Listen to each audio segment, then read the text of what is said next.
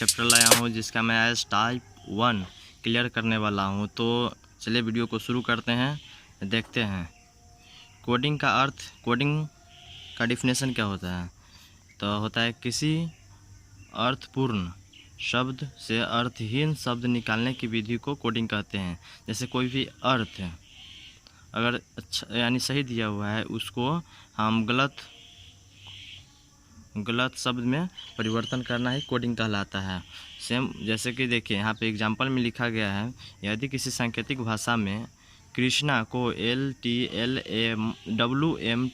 लिखा जाता है तो उसी सांकेतिक भाषा में RADHA को कैसे लिख सकते हैं, तो ये बताया गया है। जो अभी आपको समझ नहीं आएगा मैं आपको थोड़ी ही देर में आपको समझाऊँगा। फिर उसके बाद देखिए मैं दूसरा देखता हूँ डिकोडिंग। तो डिकोडिंग का क्या होता है? कोडिंग का उल्टा यानी रिवर्स डिकोडिंग कहलाता है, अर्थात किसी अर्थहीन शब्द यानी मीनिंगलेस वर्ड से अर्थपूर्ण शब्द मीनिंगफुल वर्ड में बदलने की विधि को डिकोडिंग कहते हैं। यानी कोई भी गलत वर्ड है उसको हम मीनिंगफुल वर्ड में बदलते हैं, उसी को डिकोडिंग कहते हैं। जैसे यहाँ भी एग्जांपल दिया गया है, यदि पेपर को सांकेतिक भाषा में WISCQ लिखा जाता है तो उसी सांकेतिक भाषा में CSQD को डिकोड करने पर क्या होगा, तो उसका भी एग्जांपल दिया गया है। देखिए यही है एग्जांपल। अभी आपको समझ नहीं आएगा, उसके लिए थोड़ा वेट करना पड़ेगा। चलिए मैं आपको आगे की तरफ ले चलते हैं।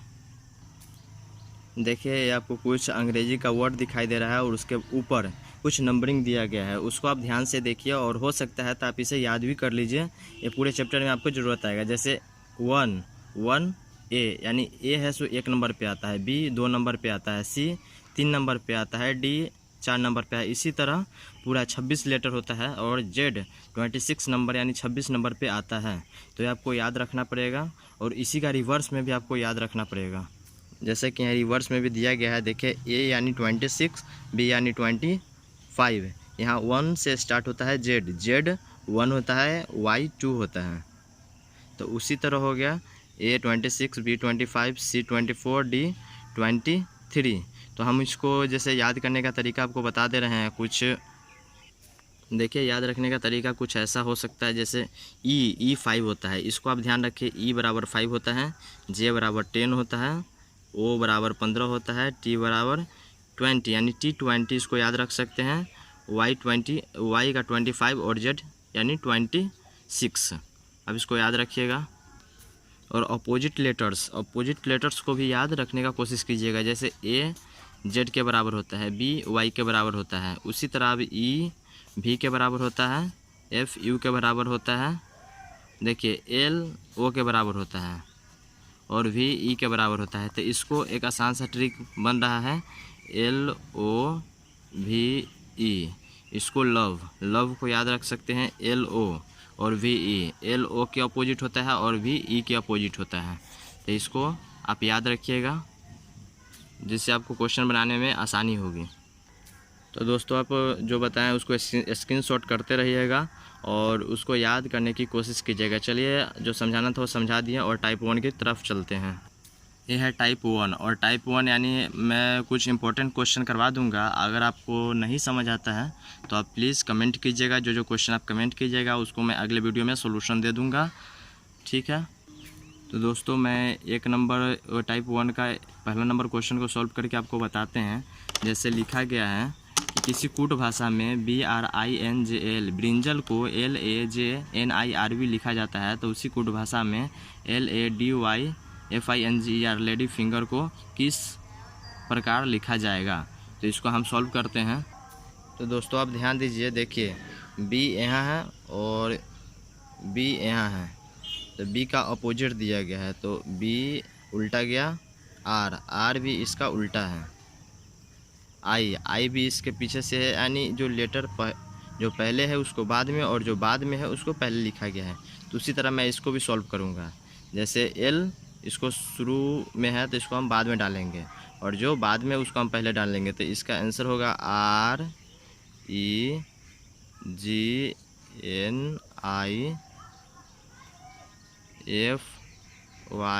REGNIFYDAL।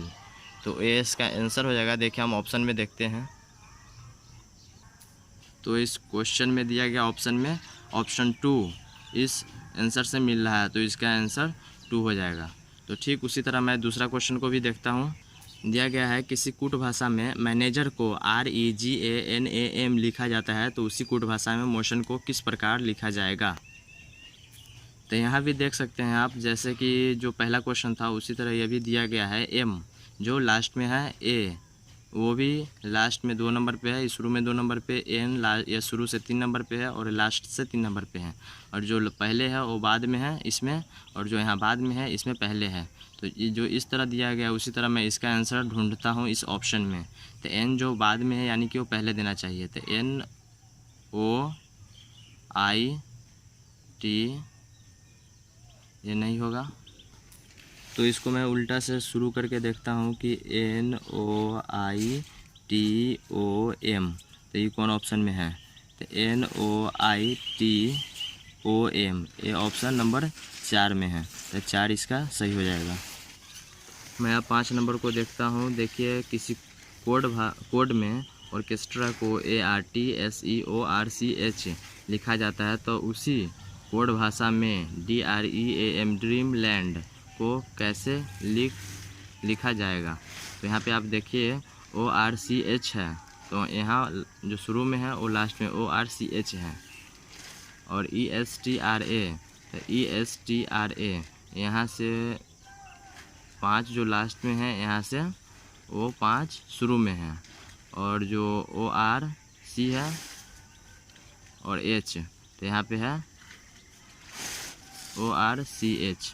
देखिए उसी तरह मैं इसको भी सजाऊंगा, तो मैं आगे का 4 लेटर लास्ट में लिखूंगा, तो DREM, तो DERM हो गया ड्रीम, और उसके बाद हो गया ESTRA।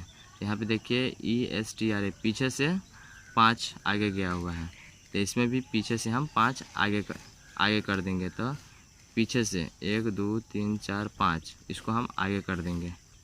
तो इसको आगे से लिखेंगे DNALM, तो DNALM, तो DNAL नहीं है, DNALM ये भी नहीं होगा, DNALM DREO ERD, सॉरी यहाँ पे मिस्टेक हो गया है, यहाँ पे होगा DREA, और इसके पहले हो जाएगा, देखिएगा यहाँ पे DNALM, तो इसका ऑप्शन DNALM, तो DNALM DREA ऑप्शन C जो मिल रहा है। देखिए उसी तरह मैं 15 नंबर क्वेश्चन को मैं सॉल्व करके बताता हूँ आपको। यदि एक कूट भाषा में कंप्यूटर को ऐसे लिखा जाता है और उसी कूट भाषा में इसको क्या लिखा जाएगा, तो देखिए CO, तो इसमें OC लिखा हुआ है, MP, तो MP, UT, तो TU, यानी आगे पीछे करके वर्ड यहाँ पे लिखा गया है। तो उसी तरह मैं इसको आगे पीछे करूँगा, तो OH है तो HO, तो HO ऑप्शन A है, HO ऑप्शन A है। तो उसके बाद KC है तो CK, तो CK ये भी है CK, और YE तो EY, तो ऑप्शन नंबर 3 मिल रहा है, इसका आंसर 3 हो जाएगा। तो उसी तरह मैं 53 का क्वेश्चन में देखता हूँ। तो 53 में देखिए PO लिखा हुआ है, यानी कि एक पीछे लिखा गया है, R के पहले का Q लिखा है, I का पहले का H लिखा हुआ है, E का पहले का D लिखा हुआ है, S के पहले R और T के पहले का S। तो उसी तरह मुझे इसका भी कोड में लिखना पड़ेगा। तो P के पहले क्या आता है, तो O, R से पहले Q आता है, तो OQ, और OQ नहीं है यही, उसके बाद है I से पहले H, R से S से पहले R, T से पहले का हो गया S, I से पहले का हो गया H, N के पहले का M और D के पहले का E। तो इसका ऑप्शन नंबर A सही है।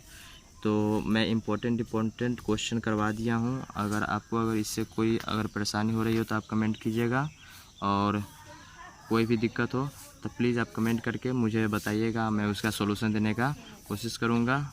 वीडियो अच्छा लगा हो तो मेरे चैनल को सब्सक्राइब कीजिएगा। फिर मैं मिलता हूँ TTS में मैं अगले दिन सैटरडे को, तो मेरे चैनल को प्लीज़ सब्सक्राइब कर लीजिए। Thanks for watching my video, please subscribe my